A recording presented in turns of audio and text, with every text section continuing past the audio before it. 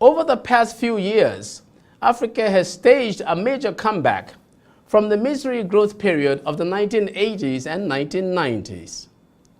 This impressive economic performance has rekindled hopes for the continent's economic competitiveness. But in spite of this, significant job growth across Africa has continued to be elusive. To overcome this, economic transformation programs in Africa must adopt an inclusive growth strategy that creates well-paying jobs and reduces poverty.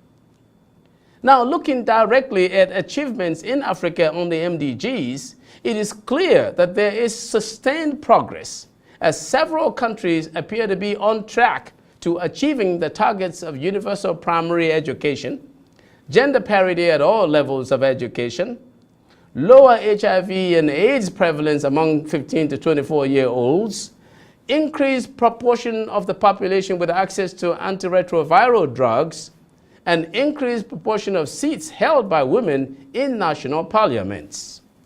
To support this, Africa is now clearly the world's second fastest growing region.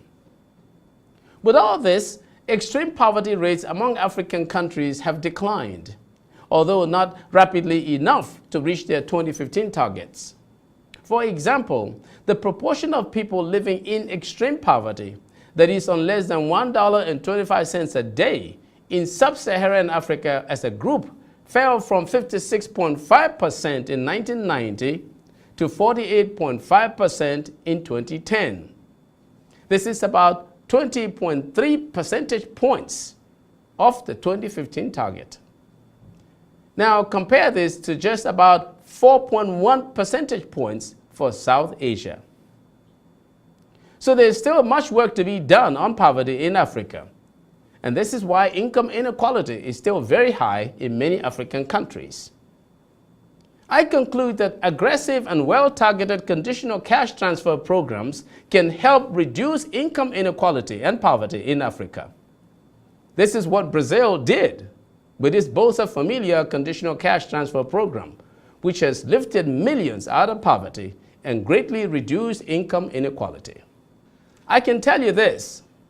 I designed the brand of conditional cash transfer CCT program being used throughout Nigeria today. All it needs is to be adequately funded and well targeted. To be successful, African governments should strive to incorporate these kinds of CCTs in the policies that promote accountable and transparent governance that focuses on growing the private sector in order to expand the middle class and sustain the ongoing pace of economic growth. I'm Magnus Kpakol, and that's my view.